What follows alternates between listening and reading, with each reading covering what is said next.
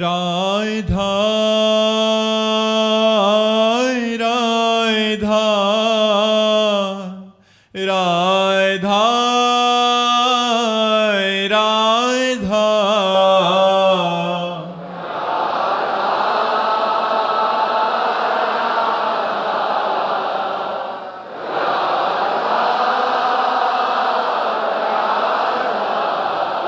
हाय राधा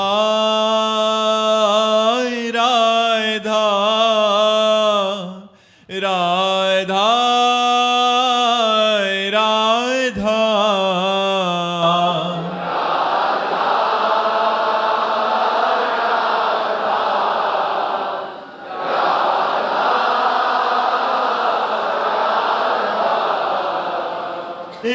राधा राधा राधा राधा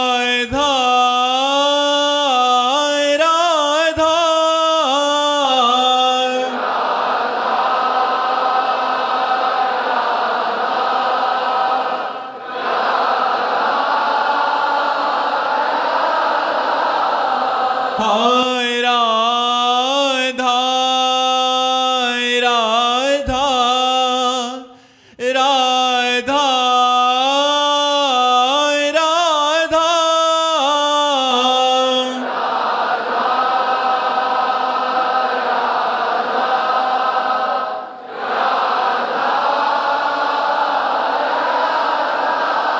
हाय राधा राधा राधा राधा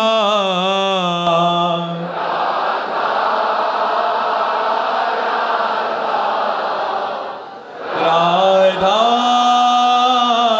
राधा श्री राधा वल्लभ लाल की, समस्त संत हरि भक्तन की, श्री वृंदावन धाम की, सद्गुरुदेव भगवान की।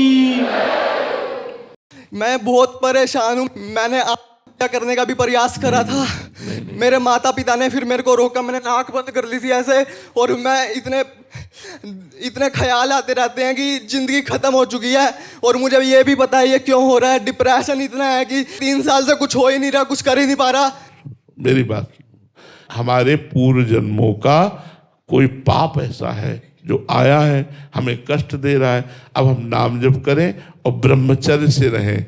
अगर आप ब्रह्मचर्य से रहोगे ना और नाम जप करोगे, कोई नशा नहीं करोगे, गंदे दृश्य नहीं देखोगे, गंदे बच्चों का संग नहीं करोगे, तो बिना दवा के ठीक हो सकते हो आप। हमारी बात मानोगे? हाँ बच्चा, अब पहली बात तो आपका जो इस समय मानसिक स्तर है वो बिगड़ा हुआ है, इसको सुधारना होगा। थोड़ी हमारी प्रार्थना मान लो, राधा राधा नाम जप करो, कोई गंदा भोजन मत करो, कोई गंदे बच्चों से मत मिलो, और ये सोचना बंद करो कि आप डिप्रेशन में हो। अगर ये सोचना बंद कर दोगे तो आप ठीक हो जाओगे। हमारी बात मान लो। महाराज जी, आप पर विश्वास ही नहीं हो पाता है। जैसे मैं सुनता तो हूँ राधा राधा, जब मन अंदर से कहता है नहीं राधा राधा से कुछ हाँ, वो क्या है कि मिलेगा कि नहीं। सुनो, पूर्व का जब पाप अंदर आता है ना, तो वो भगवान, संत, भक्त इन पर अश्रद्धा करवाता है। लेकिन जैसे हम कड़वी दवा भी खाते हैं ना, तो हमारी रुचि नहीं है पर हम खाते हैं। ऐसे ही मान करके राधा राधा जपो, नाम जप करो, भगवान तुम्हारा मंगल करेंगे। वो बड़े मंगल भवन है। आपके ऊपर कृपा ना हुई होती तो आप वृंदावन ना आए होते। आपके ऊपर कृपा है ना, आप हमारे सामने बात कर रहे हैं, तो इसलिए प्रसन्न हो जाओ और नाम जप करो। कोई गंदा भोजन, गंदे आचरण, गंदा संग, इनका त्याग करो और नाम जप करते हुए 1 महीना बाद फिर हमसे मिलो आप, ठीक है? बस एक प्रश्न और। हाँ बताओ। भगवान कहाँ से आए? भगवान को किसने बनाया? बच्चा, भगवान स्वयंभू है। स्वयंभू माने स्वयं प्रकट होना। भगवान ने सबको बनाया, भगवान को कौन बनाएगा बच्चा? भगवान स्वयंभू है। स्वयं माने स्वयं प्रकट होना, स्वयं सच्चिदानंद है। जैसे हमारे पिता तो बाबा पर बाबा, फिर उसके बाद हम बढ़ते चले जाएं तो ब्रह्मा जी, और ब्रह्मा जी कहाँ से प्रकट हुए? भगवान से। तो भगवान स्वयं प्रकट है, भगवान को किसी ने प्रकट नहीं किया, भगवान को किसी ने नहीं बनाया, भगवान स्वयं प्रकट है, स्वयं अपने आप का निर्माण करके इन रूपों में भगवान विराजमान, सब रूपों में एकोहम बहुत श्यामा, वही भगवान बहुत रूपों में विराजमान। ठीक है। देखो आज हमारे नए समाज के जो बच्चों की दुर्दशा हो रही है उसका कारण है व्यसन और व्यभिचार। हम इसीलिए बहुत प्रार्थना करते हैं माता पिता से, टीचर से, गुरुजनों से, संतजनों से कि हमारे समाज को बचा लिया जाए। लाखों बच्चे ऐसे जो हैं उनको ड्रग्स चाहिए, उनको नशा चाहिए, नहीं मिलता अपनी माँ को मार रहे हैं, अपने पिता को मार रहे हैं, वो भगवान को गालियाँ दे रहे हैं, किसी से कोई श्रद्धा नहीं, क्योंकि नए बच्चे हैं। अब ब्रह्मचर्य खो दिया तो अध्यात्म शक्ति रही नहीं, अब विवेक रहा नहीं तो डिप्रेशन में तो पहुंच जाएंगे। व्यभिचार और व्यसन ये समाज के वो कीड़े हैं जो समाज को नष्ट कर देते हैं। ये मनुष्य जीवन नष्ट करने के लिए मिला है, आनंद के लिए मिला है। अगर हम धर्म से चलें, ब्रह्मचर्य से रहें और भगवान नाम जप करें, दूसरों का उपकार करें, माता पिता के चरण छुएं, माता पिता की आज्ञा में रहें, अभी उत्तम जीवन हो जाए। अभी मनमानी आचरण करने वाले बच्चे, नशाखोर और व्यभिचार करने वाले बच्चे, ये अंत में उनकी ऐसी दशा, ये पहला बच्चा नहीं है। पर भगवान सबकी रक्षा करें, भगवान सबका मंगल करें। हम यही माता पिता और टीचर जो स्कूल में पढ़ाते हैं और संत महापुरुषों से जो समाज में जाकर उपदेश करते हैं, प्रार्थना करते हैं कि हमारी भारत की नई पीढ़ी को बचा लो, जो व्यभिचार और व्यसन में प्रवृत्त होकर पूरे धर्म की धज्जियां उड़ा रहे हैं, इन बच्चों को बचा लो। ये जवान बच्चे हमारे समाज के काम आ जाएंगे। अगर इनकी बुद्धि शुद्ध हो जाएगी तो अपने परिवार को, अपने समाज को ये सुख देने वाले बन जाएंगे, नहीं अपने आप को मिटा देंगे। आज हर नया बच्चा नशा करने पर उतारू है, हर नया बच्चा गंदे आचरण पर उतारू है। मोबाइल, नाना प्रकार के दृश्य देख करके उनमें उन्मत्तता उनकी छा रही है। बहुत से बच्चे ऐसे हैं जो ड्रग्स आदि लेकर अपने आप को बिल्कुल कंट्रोल फ्री कर चुके हैं। जो मनाया सो कर रहे हैं, जो मनाया सो खा रहे हैं, जो मनाया सो बोल रहे हैं, जैसे मनाया वैसे जी रहे हैं। ऐसा जीवन नहीं, बिना अध्यात्म के पशुवत जीवन हो जाता है। महाराज जी बहुत सारे अभी तो महाराज जी कुछ बच्चे आपका प्रवचन सुन के आगे बढ़ने लगे हैं और बाहर निकलना चाहते हैं, बट कॉलेज की हालत महाराज जी ऐसी है जहां हॉस्टल में रहते हैं, स्कूलों में, और बाहर समाज की बहुत ऐसी दुर्दशा हो गई है। सोशल मीडिया आदि का जमाना है महाराज जी, जैसे हम देखते हैं वैसी हमारी मान्यताएं बन जाती हैं और वैसा ही हम क्रियान्वित होने के लिए प्रयासरत हो जाते हैं। तो ऐसे में महाराज जी बहुत दुर्दशा है, बहुत दुर्दशा है महाराज जी। मतलब बाहर निकलना अति असंभव सा लगता है कि कैसे निकल सकता है यदि निकलना चाहे तो। अगर ये हमारी बात मान ले तो 1 महीने में ठीक हो, क्योंकि पाप नष्ट होंगे नाम जप करने से, और संयम से रहे, पवित्र भोजन, अभी शांति प्राप्त हो जाएगी। मन को शांति चाहिए। ये जो दशा है अशांत दशा है। किसी दवा में इतनी ताकत नहीं कि तुम्हें शांति दे सके। दवा तुम्हें बेहोश कर सकती है, दवा तुम्हें नींद में सुला सकती है, 2-10 घंटे के लिए आपको बिल्कुल बेसुध कर सकती, लेकिन शांति नहीं दे सकती। शांति होगी विवेक से, अध्यात्म से, भजन से, सत्मार्ग से। आजकल बच्चों को बैठालकर अध्यात्म सुनाया ही नहीं जा रहा, नाम जप करवाया ही नहीं जा रहा। बस माता पिता बालक कहीं बुलावें, उधर भरे सोई जतन सिखावें। एक बहुत बड़ा एक रोग आ गया, नकारात्मक जो विचारों का इतना बड़ा। कल भी 1-2 बच्चे आए थे महाराज जी, इतना नेगेटिव सोच है कि मतलब वो पॉजिटिव लेना ही नहीं चाह रहे। मतलब वो शुरुआत कहाँ से करें, उनको ये देखो, पाप का फल है नकारात्मक सोच और पुण्य का फल है सकारात्मक सोच। सकारात्मक सोच इतनी बढ़ जाती है भजन करने से कि देखो किडनी फेल है, रोज डायलिसिस हो रहा है, कष्ट हो रहा है, लेकिन उसकी कोई परवाह नहीं है। नकारात्मक सोच इतनी बुरी होती है कि वो स्वस्थ है, सब अंग उसके पुष्ट हैं, लेकिन बेकार जीवन है। पाप और पुण्य ये 2 कर्म हैं। अब पुण्य कर्म करना नहीं चाहता, पाप कर्मों में रत है, तो निगेटिव सोच तो बढ़ेगी ही बढ़ेगी। फिर परिणाम में नकारात्मक सोच में न भगवान को मानेगा, न संत को मानेगा, न शास्त्र को मानेगा, दुर्गति को प्राप्त होता चला जाएगा। ये तो भगवान की बड़ी कृपा है कि आज हमारे भारत की समाज संतवाणी सुन रही है, सत्संग सुन रही है, सुधरना चाहती है। और नए बच्चे अधिकतर तो हम बड़ी भगवान की कृपा मान रहे हैं कि भगवान की कृपा से आज हमारी वाणी को नौजवान लोग सुनते हैं, सुनकर सुधरना चाहते हैं। पर यदि वो सुधरना ना चाहें तो हमारी ताकत नहीं कि हम सुधार सके। संख्यों लोग आते हैं जो ऐसी ही परेशानियों से युक्त थे, नाम और अच्छे आचरण और अच्छा जीवन व्यतीत करने जैसे गुरुजनों के वचनों के अनुसार उनका जीवन महाराज जी एकदम बदल गया। पूरा परिवार ही मतलब परिवर्तित हो गया उनके स्वभाव के कारण। बिल्कुल बदल जाएगा, बिल्कुल बदल जाएगा। इसमें शांति नहीं है। भोगों में, रुपया में, पद में, प्रतिष्ठा में, नशा में, इसमें शांति नहीं। शांति है धर्म से चलो, माता पिता की आराधना करो, जो बुजुर्ग जन है, गुरुजन है, उनकी सेवा करो, नाम जप करो, पढ़ लिख कर अच्छे अधिकारी बनो, समाज की सेवा करो। अब ये सब शिक्षाएं कहाँ मिल रही हैं? स्कूलों में, हॉस्टलों में स्वतंत्र रूप से बच्चे मनमानी आचरण कर रहे हैं, जिन आचरणों का परिणाम ये सामने आ रहा है कि वो सभा को विचलित करना चाहते हैं। नेगेटिव भावों की इतना जोरदार है कि उनको कुछ चमत्कार दिखाओ तब उनके समझ। और ये सबसे बड़ा चमत्कार है बुद्धि का शांत हो जाना, बुद्धि का पॉजिटिव हो जाना, बुद्धि का भगवान में लग जाना। यही सर्वोपरि चमत्कार है और कोई चमत्कार नहीं। मन बुद्धि को शांति मिल गई, सबसे बड़ी बात है। एक गरीब आदमी लेकिन संतोष करता है, वो शांत है, वो धर्म से चल रहा है, बड़ा सुखी है। और एक करोड़पति, अरबपति वो परेशान है, निगेटिव विचार, भय, चिंता, शोक, व्यभिचार। तो अध्यात्म के बिना ये जगत अशांत रहेगा। अध्यात्म ही परम शांति प्रदान करेगा। अब अध्यात्म में चलना थोड़ा कठिन है, अध्यात्म में चलना कठिन है। यदि चल दिए और स्वाद मिल गया तो परम आनंद को प्राप्त हो जाएंगे, परम शांत हो जाएंगे।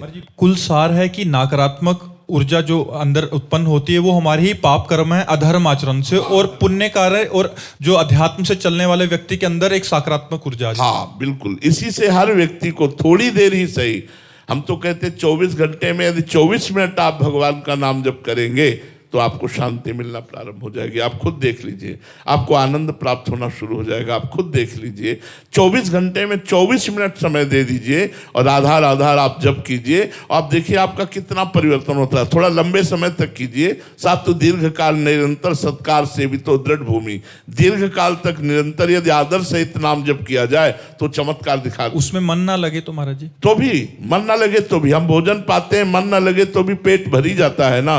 ऐसे मन ना लगे और नाम जप करे तो हमारा मंगल हो जाए। भाव कुभाव अनख आलसहु, नाम जपत मंगल दिश दसो, दसों दिशाओं में मंगल हो जाएगा यदि हम भगवान का नाम जप। केवल जिह्वा से महाराज जी जपते रहे, केवल जिह्वा, यद जिह्वागे वर्तते नाम तुभ्यम अहोवत सुपृष्टो गरियान, यद जिह्वागे वर्तते। वो सबसे श्रेष्ठ पूजनी बन सकता है यदि वो अपनी जिह्वा से भगवान हरि का नाम जप करे, राधा राधा नाम जप करे, राम राम नाम जप करे। बड़ा चमत्कार नाम जप में, बड़ा चमत्कार नाम जप में। आप नाम जप करके देखो, परम शांति मिलेगी, परम आनंद मिलेगा और इस लोक की भी संपत्ति मिलेगी। परलोक तो मिलेगा भी, इस लोक में भी आप आनंदित रहेंगे। नमक रोटी खाएंगे लेकिन आप प्रसन्न रहेंगे। आप भले थोड़ा सा कम पैसे की जीवन व्यतीत कर, साइकिल से चल रहे हैं, थोड़ा वैसे कपड़े नहीं है, लेकिन आप अंदर से बड़े आनंदित रहेंगे। बड़ी बड़ी गाड़ियों से चल रहे, अशांत हैं, जल रहे हैं, निगेटिव विचार, वासनाएं, चिंता, शोक, भय, ये सब खाए जा रहे। बिना अध्यात्म के कैसे बच सकते हो? अध्यात्मवान होना पड़ेगा। महाराज जी, बाहरी गाड़ी, मोटर, बंगला, यश हो जाना शांति का सूचक नहीं है महाराज जी। शांति अंदर का ही विषय है जी, और वो बिना परमात्मा से जुड़े नहीं प्राप्त हो सकती। बिना भगवान के जुड़े तब लग कुशल न जीव को, सपने हो मन विश्राम, जब लग भजत न राम को, शोक धाम तज काम। जब तक शोकों के धाम कामनाओं का त्याग नहीं हो जाएगा तब तक शांति नहीं मिलेगी। और वो तभी होगा जब आप राम राम राम राम, कृष्ण कृष्ण कृष्ण, हरि हरि आप जप के तो देखो। ये अमोघ औषधि है। जासु नाम भव भेषज हरन घोर त्रिशूल, जिनका नाम तीनों लोकों के समस्त दुखों का नाश करके, त्रिताप का नाश करके भव समुद्र से पार कर दे, अचूक औषधि भगवान का नाम है। आप जप करके देखो तो भगवान के नाम में पॉजिटिव पावर है। बड़े से बड़े विपत्ति में, बड़े से बड़े दुख में भी आनंद का अनुभव होता है।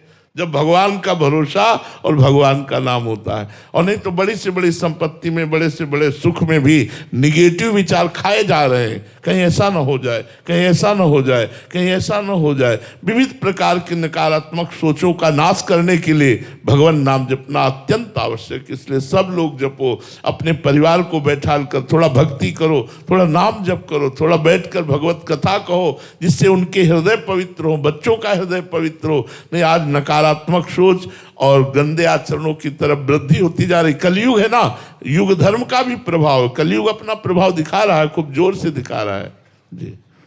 संजीव जी पंजाब से। राधे राधे महाराज जी। महाराज जी आपके चरणों में दंडवत प्रणाम। महाराज जी ईष्ट गुरु और धाम में आसक्ति होना क्या है? अगर नाम जब कम हो रहा है मगर ईष्ट गुरु जी धाम और लीला में आसक्ति है तो महाराज जी ऐसे में आसक्ति का तात्पर्य है चित्त का जहां आसक्ति हो उसके चिंतन परायण रहना। अगर धाम का चिंतन हो रहा है, गुरु का चिंतन हो रहा है, इष्ट का चिंतन हो रहा है, नाम का चिंतन हो रहा है, मंत्र का चिंतन हो रहा है, ये एक ही बात है। अगर चिंतन संसार का हो रहा है और आप कह रहे हैं हम इष्ट और गुरु और धाम में आसक्ति हो, नहीं मानी जाएगी। आसक्ति जहां हमारा मन स्थिर हो गया है, शक्ति नहीं रही मन की कि चलायमान हो जाए, उसे आसक्ति कहते हैं। हमारा मन वृंदावन का चिंतन कर रहा है, हमारा मन गुरुदेव की वाणी का, गुरुदेव के रूप का, गुरुदेव की चेष्टाओं का चिंतन कर रहा है, इष्ट के रूप का, इष्ट की लीला का चिंतन कर रहा है। बात एक ही है। नाम जप नहीं चल रहा, इष्ट चिंतन चल रहा है, गुरु चिंतन चल रहा है, धाम चिंतन चल रहा है। बात एक ही, चिंतन होना चाहिए। यदि चिंतन संसार का हो रहा है, चिंतन शरीर का हो रहा है, चिंतन भोगों का हो रहा है और आप कहते हैं हम इष्ट धाम और गुरु में आसक्ति, तो नहीं मानी जाएगी।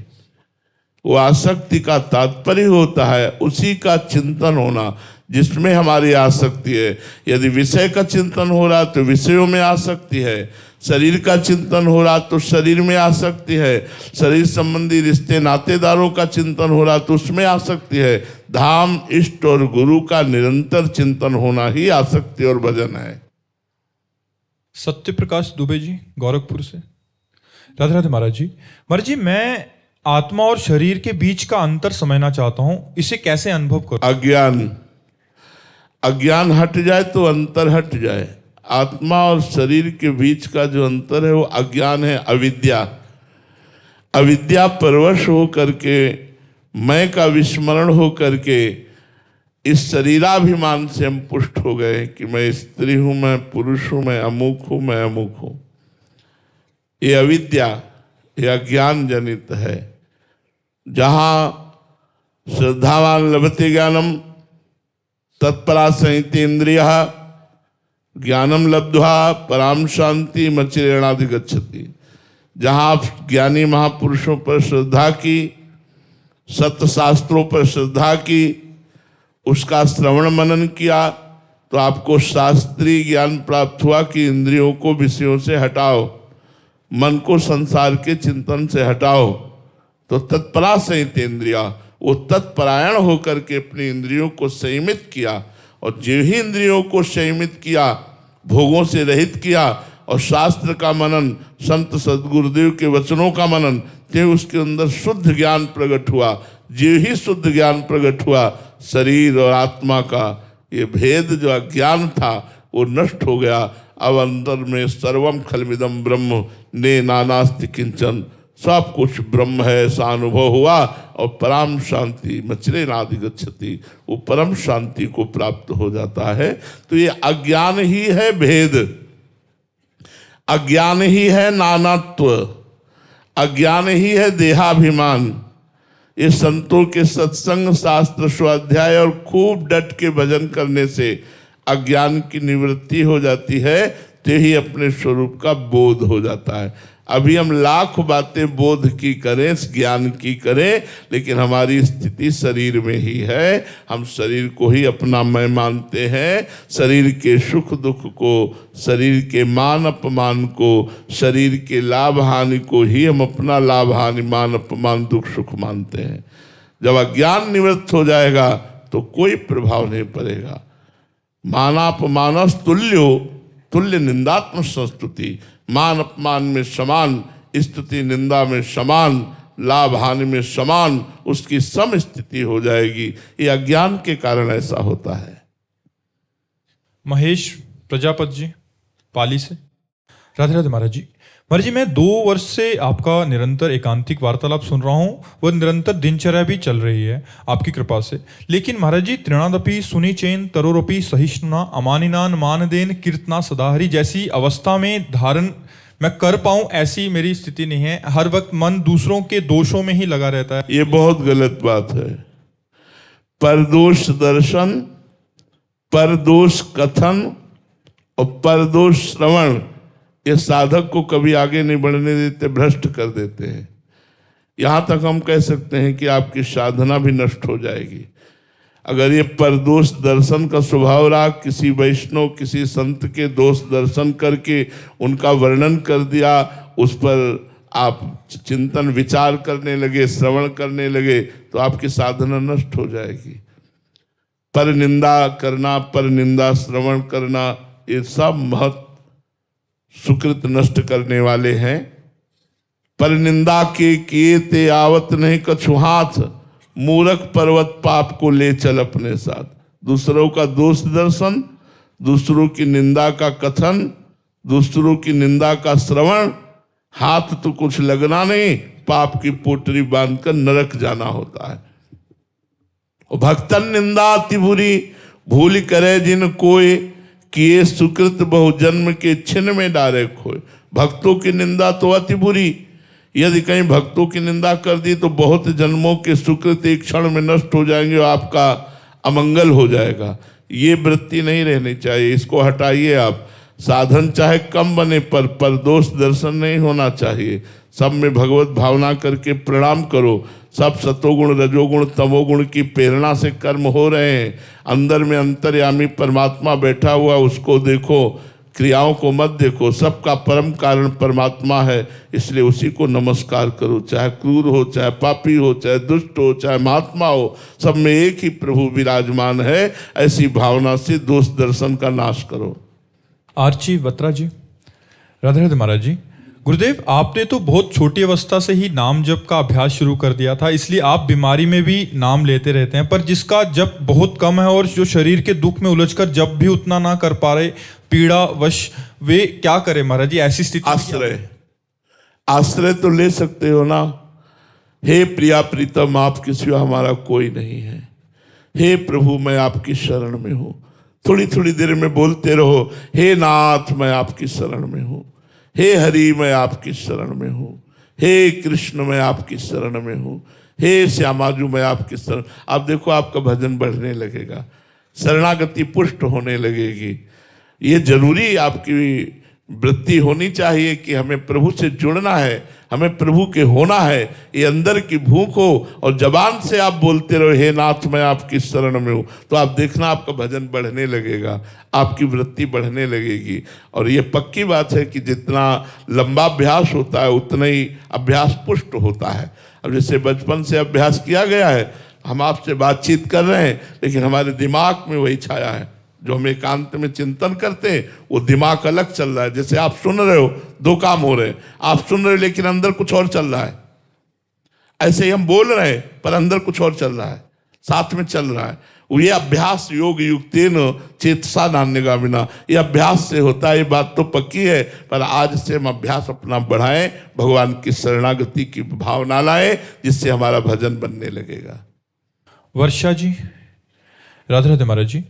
महाराज जी, आपने सत्संग में कहा था कि बोलने की इच्छा भी ना हो, फिर भी अगर आप व्यवहार में हो तो बोलो और स्वयं को गुप्त रखने का प्रयास करो। परंतु गुरुदेव, जहां देखो व्यर्थ वार्ता में लगे लोगों से ही सामना होता है। ऐसे में संतुलन बनाना बहुत कठिन सा हो रहा है। कहीं 4 लोग शामिल होते हैं तो प्रपंच की वार्तालाप ही होती है। अगर उठ के चले जाओ तो शरीर संबंधी या लोग अपमान मान लेते हैं कि महाराज जी, ऐसे में सबको प्रसन्न रखना बड़ा कठिन सा हो रहा है भजन मार्ग पे। अगर आप संसारिक वार्ता करते, घर गृहस्थी की वार्ता करते, परिवार संबंधी वार्ता करते, अब नाइन रहे हेमा ठौर, अब हमारी जगह नहीं रह गई।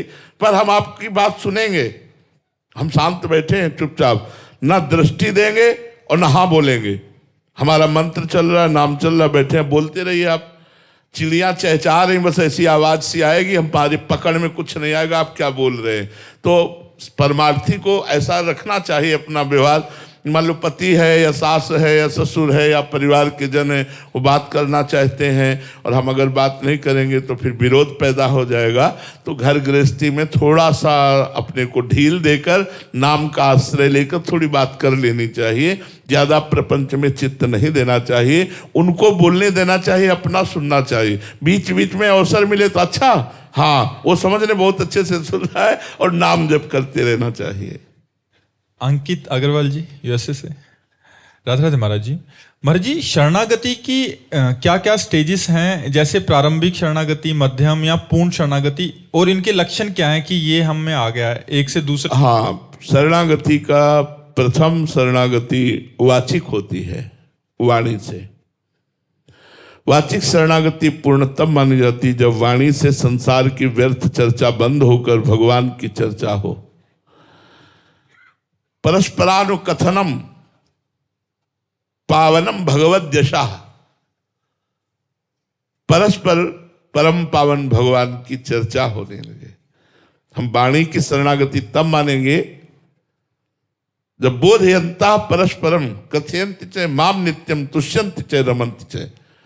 हम वाणी से भगवत चर्चा करें, भगवान नाम कीर्तन करें, भगवान नाम जप करें, भक्तों की बातें करें, भगवान की बातें करें। और भगवान की शरणागति में वचन का बहुत बड़ा महत्व होता है। हे प्रभु, मैं आपकी शरण में हूं, ये वाणी की शरणागति हुई। फिर ये हृदय में उतरती है, तब मन की शरणागति होती है। मन कहने लगता है प्रभु मैं आपकी शरण में हूं, और उसके जो संकल्प विकल्प होते हैं वो भगवान से जुड़ने लगते हैं। उसकी जो भी क्रियाएं होती हैं शरीर की, तो उसका कर्ता होता है संकल्प विकल्प करता मन। क्रियाएं तब होती है, पहले उसका कारण मन है। जब तक मन संकल्प विकल्प नहीं करेगा, बुद्धि निश्चय नहीं करेगी, अहंकार स्वीकार नहीं करेगा, तब तक क्रियाएं नहीं होंगी।